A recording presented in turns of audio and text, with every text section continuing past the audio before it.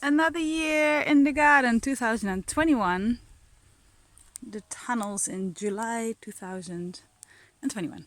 Let's see what we have. This year the compost has moved up a little bit, but we're still doing watermelons in here. So as you can see, they are growing really well. I'm very proud of our watermelons. This one started to rot, so I took it off straight away in the hope that this plant will grow a few more. I got a piece of turmeric from the supermarket and I put it in the soil, and a few months later something did come up. The leaves are starting to get brown a bit, so wondering if it's maybe even too hot in here, but it is growing and growing. Watermelons and turmeric. Here we have marshmallow plant, which we have to plant somewhere else soon. And then there's two massive chilies. They all get really big, the Albertus locotos. There's more chili plants over here, and there's a lot of aubergines, okras, which is the last year I'm growing them. I tried 3 years now, and they just not. It's not the right climate. It's just not hot enough for them. So this is the last year I've tried them. They take up space for things that could produce better. And yeah, lots of aubergines. There's some really good ones this year. I like this variety a lot better. We're getting better fruits from them. I think tonight I'll have an aubergine meal. Here are the Aurora chilies again. Purple, starting to color, eventually to red. We've harvested our some onions. We didn't have many onions. There's still some in the ground actually. We had more spring onions this year, but there's some onions, but quite a bit of garlic, which is really nice. It's always good to have a lot of garlic. Stays for the whole year as well. These are cayenne peppers, so that's a new one this year. They worked out. I'm wondering what they're going to taste like. And then here there's some normal peppers. And these are the tiny tomatoes, Venus it's called. They're very tiny, so they're the first one that are ripe. I've been eating those ones for the last week and a half or so, like here and there one, not many, don't get me wrong, but it is the first tomatoes that are coming in. And in this one there was an ant's nest. There was all soil, started to build up all in the plant. And when I just disturbed it today, there's like, as you can see, there's loads of ants and eggs, and I'm not really sure. Maybe I'll just give this plant to the ants, because it's just, this is the second year that a nasturtium is growing here. And there we got our cute pups. Hello Rivka, are you tired? I think she is. She's been running around with another friendly dog that we have at the premises at the moment.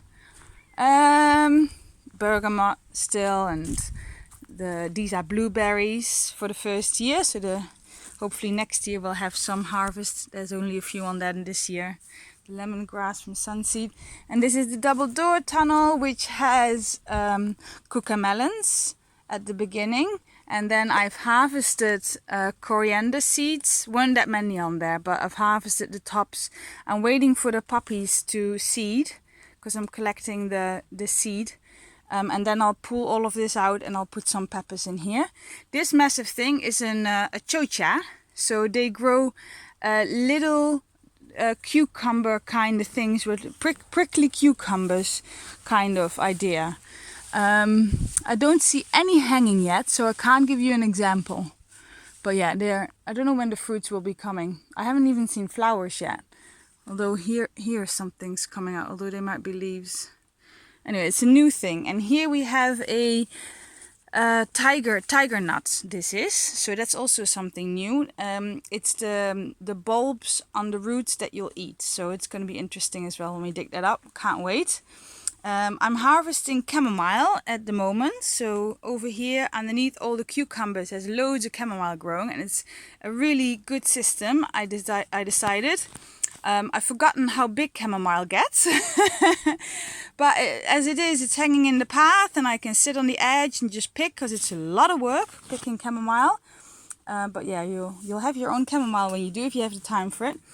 This is a cucumber called alficos, from a variety from Spain. It makes like curly, crunkly cucumbers, and I'm looking at it, and they're, as you can see, they're not doing so well. They're taking, but then they're rotting off. And I can't really tell you why that is. It's just always just what it is. So what you do is you just prick off the rotten ones, and then you just hope that the energy goes to the new ones that are on there already. So that's what we do. So there's 3 of those, but the rest is going really well because they're just regular European versions, or I mean more suitable for this climate. We have, I think, 3 different ones growing here. These are tiny diamond ones over here. I don't think like they're a bit different shaped. That one, I don't know the name of it. I can't remember. And then here in the back we got 2 Alfico, what is it called? Loofahs. So hopefully they will pick up. And then there's 2 more here. Would be great if they already had cucumbers on them.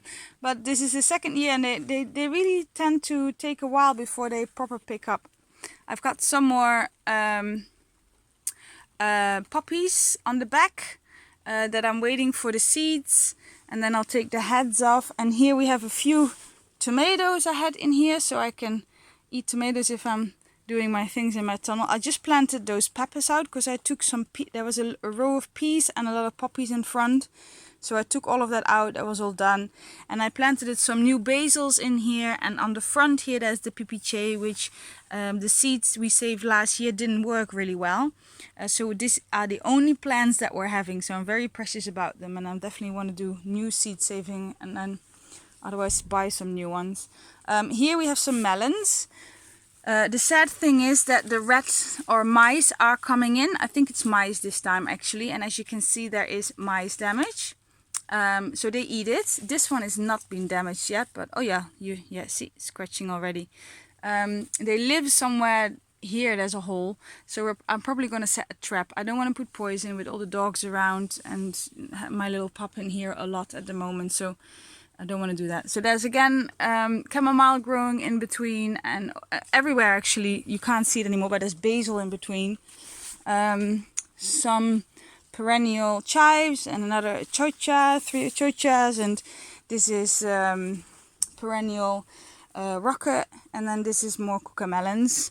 The cucamelons, here there is one, so you can see one. They look like a melon, but they taste like a little bit sour cucumber. So I thought they would be very good for pickling, but that hasn't worked with me yet. They get soft and squishy and disgusting. And then I'll also show you, there's the puppy again. She's really tired. She finds a place now without walking after me. So this is our drying rags. Here I have Honesty. It's a flower, a drying. If you leave them in the garden, they rot very often and it doesn't look nice. But I'm hoping when I hang them here that they dry pretty, and then they're really, really nice. They get silvery color and you can see through them. In the early days, or maybe still, in China they make little paintings on them then, like calligraphy, I can't say the word. So yeah, they paint on it, very intricate little paintings.